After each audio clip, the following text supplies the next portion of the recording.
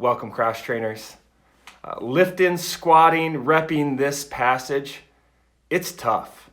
I'm just going to be real with you from the start. I do not like to lift this one.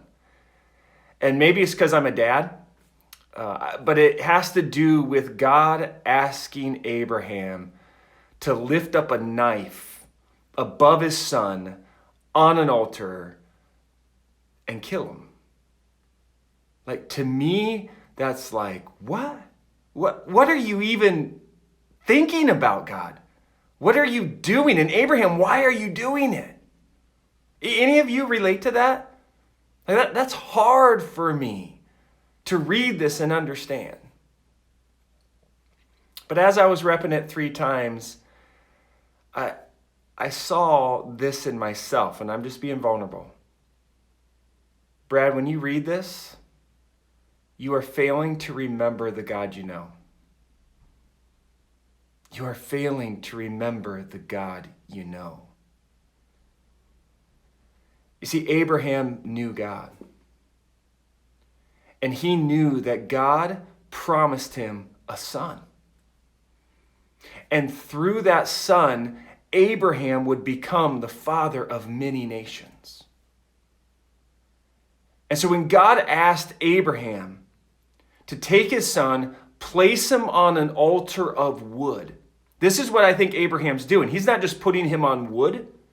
He's putting him on the promise that God gave him.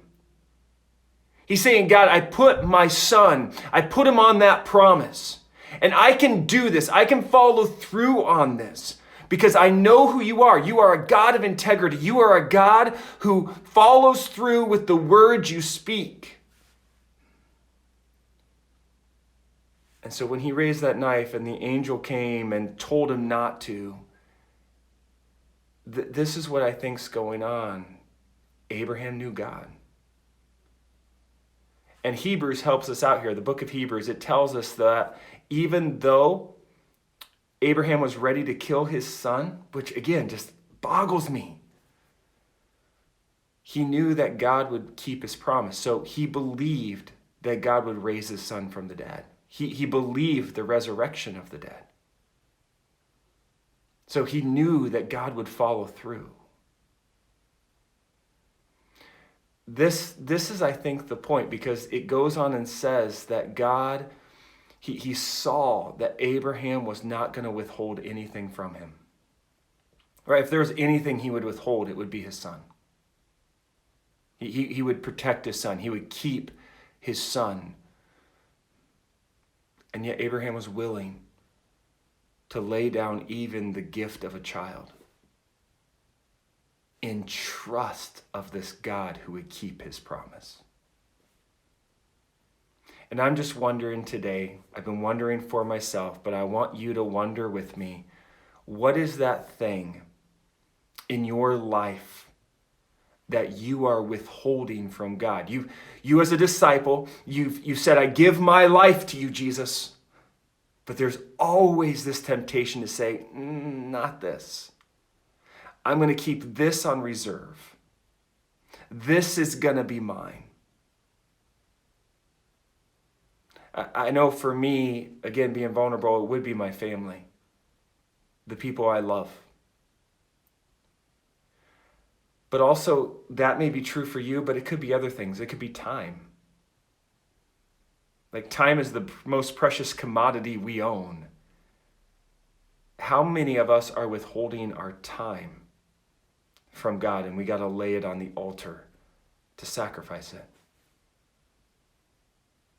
How many of us have to lay down our phone on the altar to sacrifice it, willing to go through withdrawal, those phantom buzzings in your pockets, because they're always on us, they're always gathering our attention? Maybe it's your money or your love for money. Maybe it's your need for people approval, getting liked on Instagram, Facebook. What are you withholding as yours? And what do you need to lay on the altar today? So you can say, I trust you, God. That whatever I lay down, I know you have a promise that I lay it on. And it's Jesus, because you did not withhold your son from me. I lay it on the promise of the resurrection. I lay it on the promise of your goodness and your grace and your integrity. I trust you.